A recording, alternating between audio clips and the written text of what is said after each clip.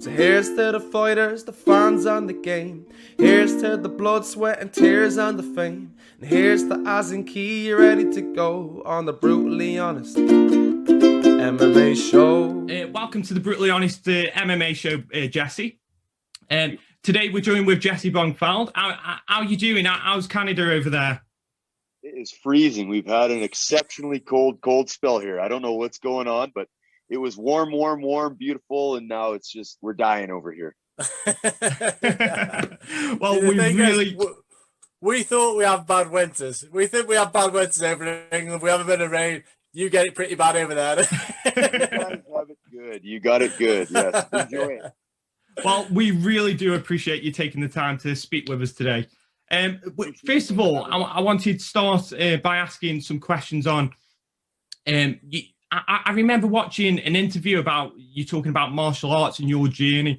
I was wondering, do you want to tell us a bit about your martial arts journey? And do you see yourself more as a martial artist than you do as a fighter, or do you see a difference between the two? It's an excellent question. I've always, ever since I was young, written notes and gathered information and put things into quanta or packages. But simultaneously, I've always been, a fighter. I've always been fighting. Unfortunately, it's gotten me in a lot of trouble over the years. But that goes with the territory, and the world's changed. I'm the last of a dying breed. Like, you can't get away with some of the stuff that I was lucky enough to live through as a young man. Yeah. But my philosophy has always been this. In order for anybody to listen to any of the technical information that I'd like to share through books or videos, I always thought that I had to prove it physically and strategically in the cage. Yeah. And so you put yourself through rigorous regimes and everything like that then, Jesse, and I suppose you make it an art in a way. So you've turned something where you were a fighter and thought, how can I improve on that? That's right. Let's educate people about it, and it seems like that's the best way of doing it, isn't it? Really. I think, like all of us, we all make our own discoveries of things that already exist. We're looking at an art that is inherently part of human nature. It's something we've done for tens of thousands or hundreds of thousands of years physically. Mentally, it's something we've always had to think about for survival. But we, as humans, make our own discoveries individually, and we think of it as something that we've discovered. So I just always like looking at these discoveries and putting them together on a framework of the places where they exist. Bruce Lee talked a lot about the corpse of martial arts and animating that corpse. Well, in order to understand the art itself, we first have to understand the corpse, and we got to dissect it. We got to understand its heart. It's the valves of the heart, the supply lines, the veins and the return lines, the arteries and the brain. We got to understand the corpse of martial art in order to truly grasp what it is we're trying to achieve physically, and then understand, once you get all the techniques, then you want to start applying concepts, tactics, strategies, principles, elements, variables, the things that change in order to understand that art. And it's not something that anybody creates. It's simply something that we discover. And beautiful words. I know, beautifully put. Thank you. And recently, I mean, how do you take that and put it into context? Like I think we've spoken. You've said that you're running your own gym and you've been running it for a number of years. How's COVID and training during this whole pandemic being for yourself? And on top of it, you've just recently started coming back into fighting yourself. How's managing all that and putting it into like principle? How have you been coping during the pandemic? Well, I notice behind you have a Marshall stack. So I've had a lot of free time. Aside from martial arts, my escape from the escape, which is martial arts, has been to get into music. And I've had a lot of spare time to work on my art and my paperwork, which also includes music, right? That stuff's fun. I can appreciate that. Yeah. But all this extra time has allowed me to really buckle down and get my paperwork done. And and streamline some of the concepts and principles. And really, they're in a way, they're mathematical theories. We're constantly looking for unifications in martial art, and we want to understand where they fit on the tree, on the branches. So having time has allowed me to really buckle down and streamline my curriculum for my students. And that also includes not just technique, but physical attribute training, like strength and conditioning, as well as sports psychology work. And I've really branched into not just strategy, but sports psychology unifications. I'm constantly looking for those. And I've had this opportunity, so I took it and applied it to those measures. See, I really like that. I really like that concept. With having so much time on your hands, it seems like you've used a completely negative situation in the world right now and put it into complete positive, which is, you know, it's like that's, I suppose that's mentally the fighter in you as well. That's the personality, the fighter, the grafter, the person who's everything, who's done all that and seen everything. And you've thought, this is a shit situation right now. What can I do to make it better? And it seems like you've done a lot. So fair play to you on that end. You know, you're doing a good spin on a bad thing. Thank you. There's no doubt that I'm broke.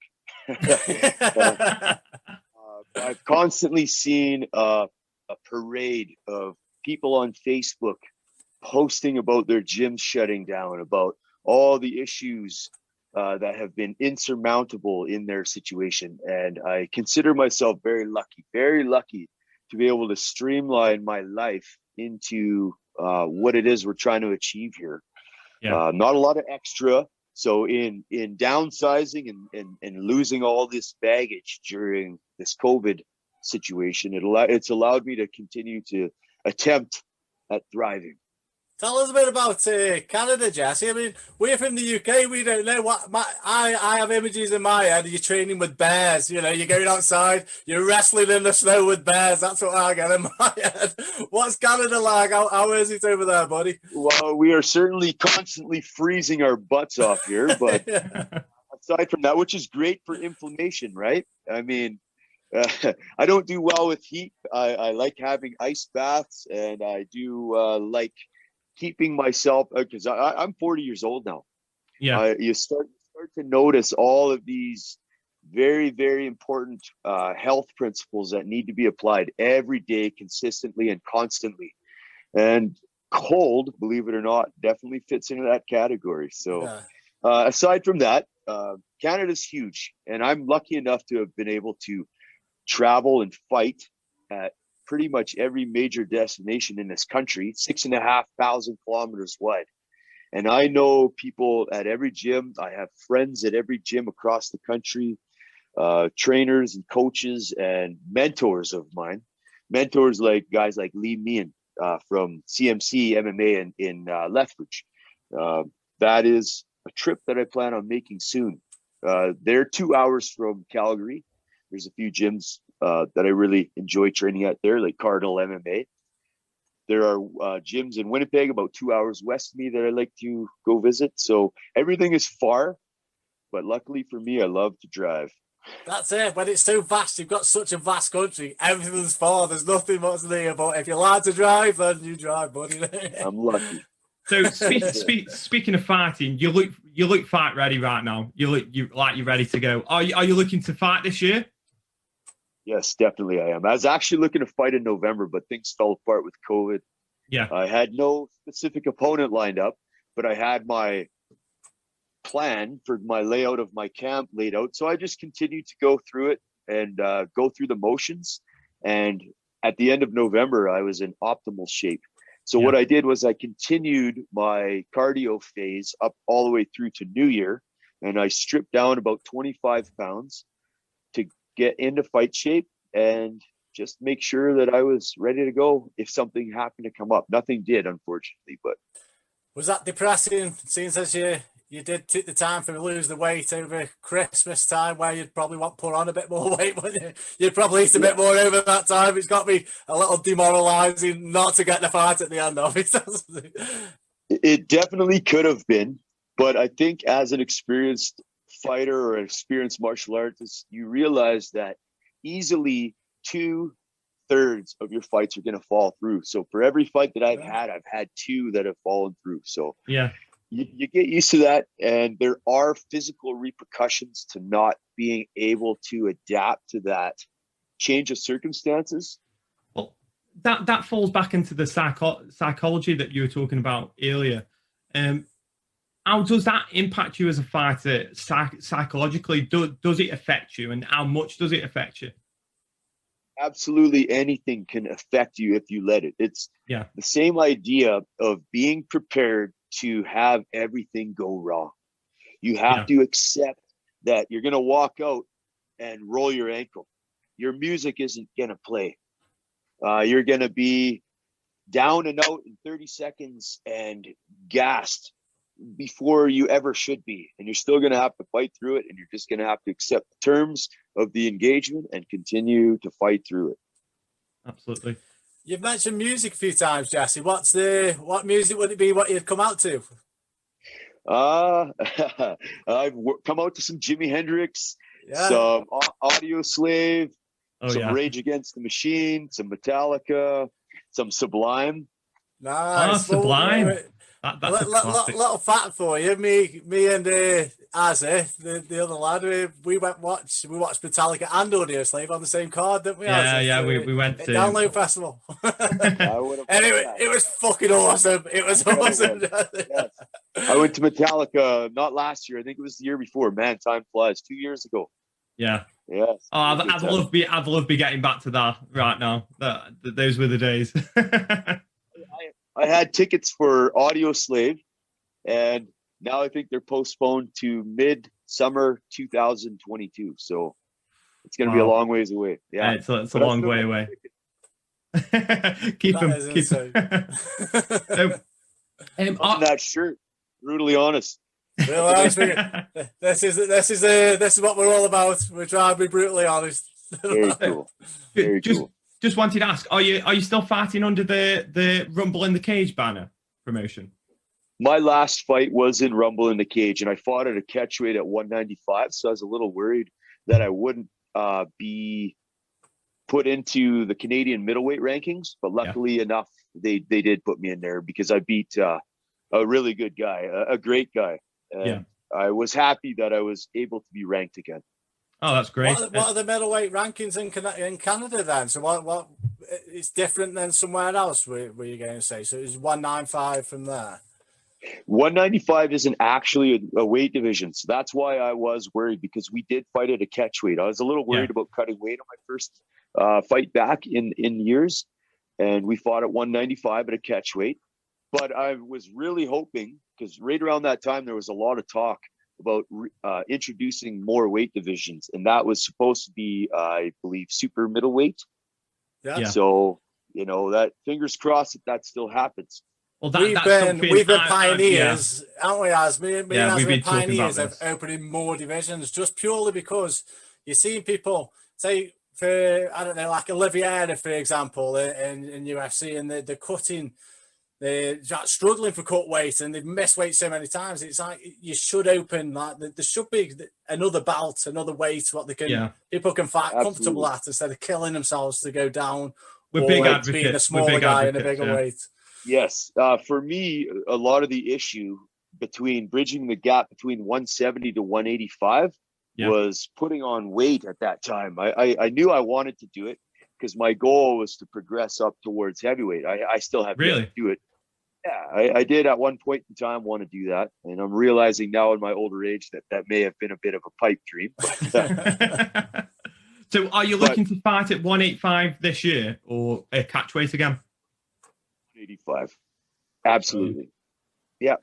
So what was with there was a big gap then, wasn't there? Because you had the Weidman fight. And then there was another fight after the Weidman fight, and then there was a big gap before you fought again. What was the reasoning behind the big absence? The initial reason was a torn right bicep. That took about a year to heal, and almost to the day of that healing, my left bicep tore, which took another year, literally to the point where within the year, or at the year mark, I was finally able to lift or curl even just 20 pounds with no pain. So it took a long time. And at that point, I had already been in the process of getting this gym going. And I had guys under my banner, and my focus kind of switched over to those guys and getting them going. So now I've got, I think 17, 18 guys that have fought under the gym and gotten them going. And I'd like to continue in that direction. But at the same time, I'm running out of time here. Yeah. Still, well, I suppose, do you think with the absence, I mean, with that time off, does that prolong your career a little bit, or do you think it's? I don't know. It works sometimes. Like, people go in early, fight, and then they're done by 35. Whereas, you're 40 years old now. You've had that absence, you've had that big time off. Maybe you're fresh. Maybe you're just coming into it right now, Jesse. Nobody. I think if you do it right, and you got to be lucky too. In my MMA career, my only injuries were outside of the cage. I didn't have any major injuries in the cage, and really, I've had no real major injuries. A bicep tear is mendable. That's not something that I even needed surgery for. It just took time. It wasn't bad enough that they wanted to do surgery. Yeah. So being lucky is a big part of it. But again, your training and your diet and your weight training and your stretching and your physio work adds into all that. But at this point, I'm relatively damage free. I feel great. And that good. Time off could be a big part of that. Yeah. I could be in way worse condition had things been different. Yeah. I know more. Yeah. More experience. That's what you teach to. That's what you can teach to the guys in the gym. Then now, talk to us a little bit about the gym, what you're in, then, Jesse, and then tell us about them guys, what are there. Well, again, you sit on the other side of the fence, and you're watching these guys make all these moves and these steps towards their goals. You understand more intrinsically what it takes to achieve those goals, and you reflect on your own, and you see step by step what it takes to get there with more clarity. You see again what the mistakes also can be, and so you clean those up in your own game. Yeah. So when you see someone who's pretty raw, and you've taught them, and maybe you've shown them what they were doing wrong, and then how to improve it, and then they're doing something right, and then they have a fight, and then they put all them things into practice what you've taught. That's got to be pretty satisfying, right? It's very absolutely rewarding. Absolutely. But again, I always keep it in mind that it's their hard work again that got them there, right? Yeah. All they need to just show up, because I definitely love teaching what it is that we know, as martial artists. But there's nothing, and you're right, there's nothing more rewarding than seeing the fruits of that work, the fruits of that labor pay off in the ring in somebody else's life, and you're changing their life. You're making them achieve their goals. It is. It sounds amazing. Jesse, just where did you get the nickname Water from? What was how did that come about? It's an excellent question. I'm sure you guys know Mauro Ranallo. So him and my best friend Tim Tamaki are hanging out with each other at King of the Cage. I believe it would have been probably around 2006, 2005, 2006, right around the time that I fought Jason McDonald. Mm-hmm. Jason St. Louis, sorry. And I came out for King of the Cage. I was getting ready to fight a guy named Apollo Albuquerque. And I was fighting at 155 at that time. I walked out, and they announced it. And I was surprised. I had never heard that name. And I just kind of went with it, man. It's one of those situations. You don't expect it, so you got to roll with the punches, right? They just announced it. Nothing to do with me. And you've kept it. The way they put it, aside from the fact that they might be hippies, the two of them, but they put it this way: because I taught Jeet Kune Do for 5 years, Bruce Lee's art, Jeet Kune Do, They said that I was being like the nature of water. You guys know the speech. Yeah, yeah. So I had to embrace it for that reason. Yeah, I suppose when it's got a Bruce Lee backstory to it, then you've got to keep it. You've got to keep it. It's always going to be pretty awesome, man. That's right. That's right. So They may have had different reasons, however. so you had a short stint in the UFC. Do you ever feel a bit hard done by your only having 2 fights in the UFC and then being like, were you let go, or was it to do with anything else? Or Well, at that time, what they would do is if they didn't have you scheduled to fight, they would make you a free agent so you could continue to fight and further your career and make money. yeah, okay, Unfortunately, I ended up getting hurt. I would have definitely loved to continue that momentum, and momentum is a big thing. Momentum is everything. yeah, At this point, I've had that last fight, but I really was hoping, aside from COVID, to have continued my momentum. So my goal was to fight a few top 15 guys, then a few top 10 guys, and then a few top 1 guys, or top 5. And, continue on from there, do it step by step. And I had a plan. I had some names in mind, which I'll just keep to myself. But, you got to go about things step by step as you have more experience. And as you get older. You seem There's completely more at stake.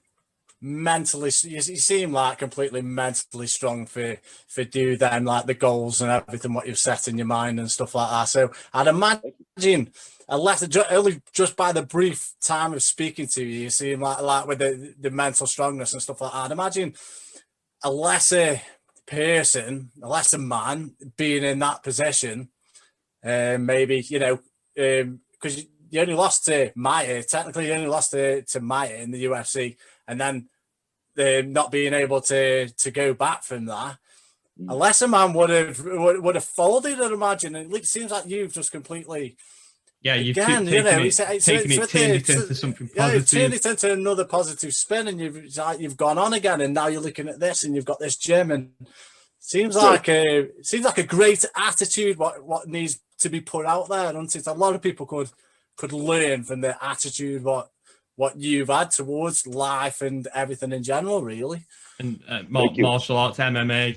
I mean, how do you feel in terms of when you were like at the forefront of MMA? How it's changed from when you were getting into it, and as you were stepping into the UFC? How do you think it's changed from then to now? Do you see it as different? As it come along more? That's an excellent question. I lost to Weidman.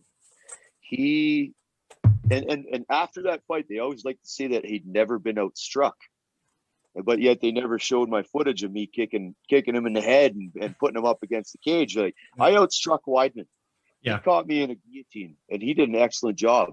But I was lucky enough in certain terms to be able to lose to the guy who 2 fights later beat Anderson Silva. Yeah, yeah.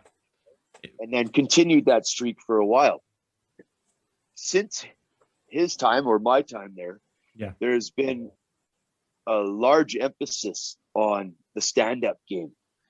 Yeah. Guys are way better at takedown defense. Guys are way better at getting up to their feet and striking from the open position or up against the cage. You see way more open position striking now than you used to.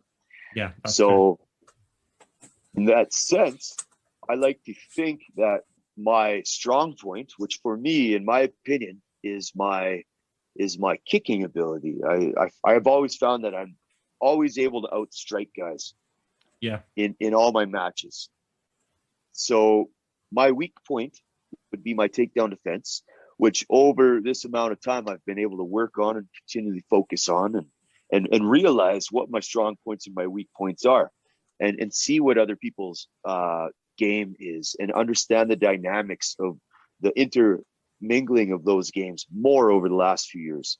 But as far as the game changing, it is definitely focused a lot more on the open position striking, which I love, and I feel that that is my strong point. Yeah, And how do you feel about the current middleweight champion? I mean, is it impressive to watch his rise to the title, Israel Adesanya? I mean, from your perspective as someone in that division. I knew he was going to be champ way back. Yeah. He has always impressed me. I absolutely have him at the top of my list as far as my favorite fighters now. His fight with Anderson was beautiful. I love the way it ended. I love the way it was like a passing of the guard. Without any real damage for Anderson. You know, it was a very respectable fight, and it couldn't have went better, in my opinion. And I'm not a guy who necessarily has to see fireworks in a fight. I like watching the technical aspects. I like seeing the thought process go into every match. And I got no problem. A lot of people get bored with things like that. Not me. Oh, talking about that, the MMA community going into there's welterweight champion Kamaru Usman. We've talked. Me and Kieran have talked about the lack of respect he seems to get from the MMA community, especially over in the UK and Europe.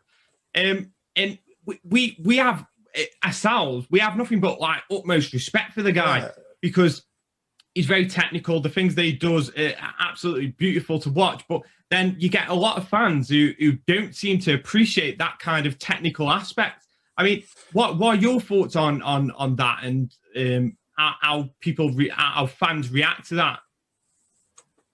If you compare the welterweight division to a few of the other more exciting divisions, if you will, it's gone through phases. You know, you get a guy like George St. Pierre. He defeats the previous guard. He defeats the current guard. And then he defeats the next up-and-coming generation. So 3 generations of welterweight competition is all wrapped up into one when it comes to George St. Pierre. That's exciting. People love watching him fights. He had the highest pay-per-views around. Yeah. But then you see the guard change to a guy like Woodley, who I appreciate, and I loved watching him fight, but he would jab, stick and move, and his fighting style was a lot less entertaining, a little more dry. Yeah. So you see people move away from the welterweight division. Then you get a guy like Izzy come in and spectacular fireworks. You get what's going on in the lightweight division right now. You get guys like Mighty Mouse, the light heavy division, everything's exciting right now. Yeah, it is. But to me, things are in sport about championships. Everything is championships. So you get a guy like George St. Pierre with 13 championships and a huge winning streak. What is his winning streak? 12? He's defended. I mean, Usman's on a run of about 13, 3 or 4. But title defenses, it's 3 or 4. Yeah. So, but St. Pierre, GSP has done like 12 he's done an 13. Insane amount of title defenses. Yes. Which is that's crazy. That's fighting the elite 13 times, as you just said. That's fighting the best person that many times and winning. Which is insane. Right. I can't personally see that being beaten. I can't see that record be beaten anytime soon, just because I don't know if it's the caliber, what's about now is Richie, or it just seems too much. It's like 13 that title defenses is insane to me. That's crazy. But Usman would have to defend the title 9 more times to tie exactly. You just can't. You can't. I can't even imagine as good as Usman is, and he might do, but at this moment in time, I feel like it seems like an average task. He absolutely knows how to win. There's Jedi, and then there's workhorse, and then there's guys like George who are both. They're a Jedi workhorse. Yeah. To me, Usman is a workhorse, and he knows how to win fights, and he continues to do so. He's at 13. I think guys like us can appreciate that. I have no problem calling a prediction of Usman winning against Burns. I called it in the 3rd in the last interview I did with some podcast guys about 2 weeks ago. Yeah, I called Usman in the 3rd, and a lot of people disagreed with me, and that's fine. But you can see the guys who are consistent, who work hard, who know how to win and know how to do what it takes to win and continue doing it. And I appreciate a champion who can win over and over and over. I don't want to see the belt get, changing hands constantly. That's, as a martial artist, that's not what I enjoy watching. I like seeing a guy maintain the title. I like that. I'm very much the same. You like seeing that that's someone special, that's someone working a bit harder than everyone else, not rapidly changing hands quite frequently. It doesn't do much for me. Jesse, you had Usman in the third. Tell me you put money on it. Did you put money on it? I am not a betting man, my friend. I only bet with these. That's it. Yeah. Right here. Send me the tips over. I'm a betting man. Next time. Yeah. So the upcoming UFC, I had a few predictions. So I'm hoping, fingers crossed, things work out. Yeah. So you're talking about your favorite fighters. Izzy Adesanya is one. Tell us about some of your other favorite fighters. Who do you like right now? Well, obviously, as a younger man, watching Fedor back in 2005, August 28th, 2005, he fought Krokop, and that he kicked him in the head. Oh, remember that. That was one of the best fights I've ever seen in my life. But I've always had mad respect for Fedor, and I can appreciate him going out on his shield the way he did. It's fine to lose fights. It is okay. When you've done what he's done over his career, and if what you enjoy is getting in the cage and fighting, let the man fight. Let him fight. Doesn't matter if he's losing. He's doing what he loves to do at a certain point. Yeah. It goes back to like the Tyson thing. It's like, does it take it away from his legacy? I think towards the end of the career, I think he lost you lose the last few fights, and it's happened with, say, like a Rampage Jackson or anyone who's gone on that end. But it's like you said, if they've earned that right to lose that many. Anderson Silva, perfect example. Exactly. He's super respectful after every single fight he has. And he's been losing. He lost to Uriah Hall, and like I say, the Adesanya one and stuff like that. Yep. But it's like he's earned that right to have these fights and maybe lose these fights. That's right. Because of how long he was the champion and what a guy he was, what a poster boy he was for putting mixed martial arts on the radar to people. That's right. There are the exceptions to the rule. Like I did not enjoy seeing Frankie Edgar get knocked out the way he did. And some people, if they continue to get knocked out, then maybe they should step back. But if they're able to stay afloat against, and maybe lose, but against the best guys in the world, let them hang out there for a while. Let them enjoy themselves. If they're losing, as long as they're not traumatic fashion. Yeah, taking unnecessary damage. If they're getting knocked out every time, then it's different because it's them for the health, and you worry for the health. I mean, James Vick has just retired, and he's had 5 brutal knockouts in a row, and it's the right time for him retiring. Maybe he should have done it before, and he was fighting at different organisations. But when that's happening, that's not nice to watch. It's nice to watch, like I say, like we're on about with the Silvers and stuff, with the embrace at the end. That's nice to watch. You don't want to see your champion falling, do you? That's right. If there's some submissions or some decisions, great. As long as they're not getting brain trauma, I'm all for it. Let them fight. And spoken like a true fighter. And that's some of the fighters that you appreciate and respect. Tell us one man that you'd love to fight if. GSP, Anderson Silva, all-time favorites for sure. But right now, got to go with Izzy. Izzy is just spectacular. And tell us one man that you'd love to fight if you could pick any fighter in the world right now. Who would you love to fight? Who's your dream fight? So is this me in peak physical condition? Yeah, peak physical. You're in your best condition. You've had no surgery to the biceps, nothing like that. Okay. You're in your best condition. Who do you not like, Jesse? Who do you not like? Yeah. Well, I think I'd have to go with a belt holder, and I definitely don't want to fight Izzy, so I'd have to go with Usman.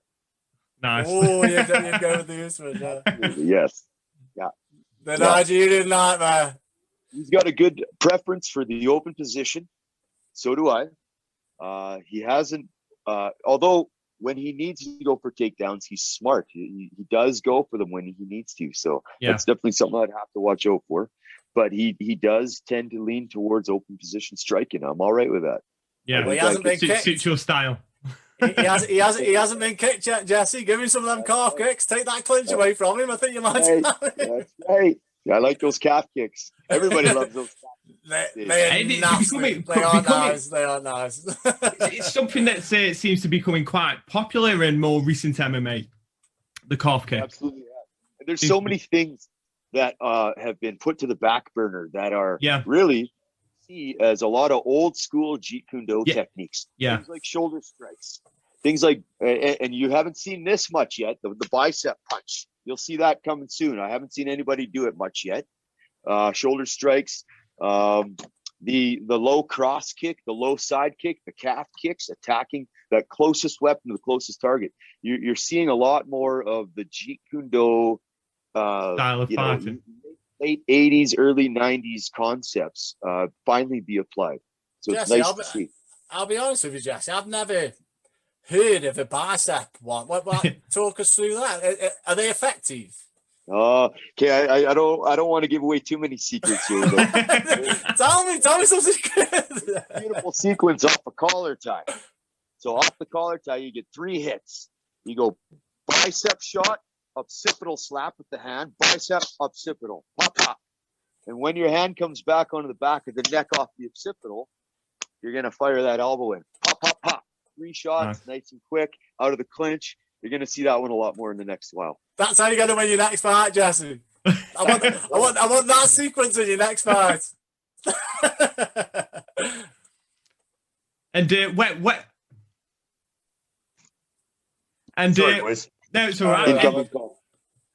So when are you looking to fight next? Is it later, as soon as possible, or later in the year? I would like to fight, if I had to prepare properly, about 4 months from now. 4 months would be acceptable. Yeah. Yeah. Great stuff. I would be more than willing to get in there for cheap if I had to. If we had the money, we'd fly you out here and we'd get you in one of our promotions over here. That would be awesome. Appreciate it, boys. Put the word out. Maybe somebody else has the money. We'll put the word out, definitely, for sure. And I think we'll wrap it up there. And thanks for joining us today. And we appreciate your time. It's been a great interview. It's been great speaking with you. And all the best in the next fight, Jesse. All the best, Jesse. All the best for the future, buddy. All the best, guy. Beautiful. Thank you. You guys are awesome. Keep it up. Cheers, buddy. Cheers. It's been a pleasure. Here's to the fighters, the fans and the game. Here's to the blood, sweat and tears and the fame. And here's to Az and Key, you ready to go on the brutally honest MMA show.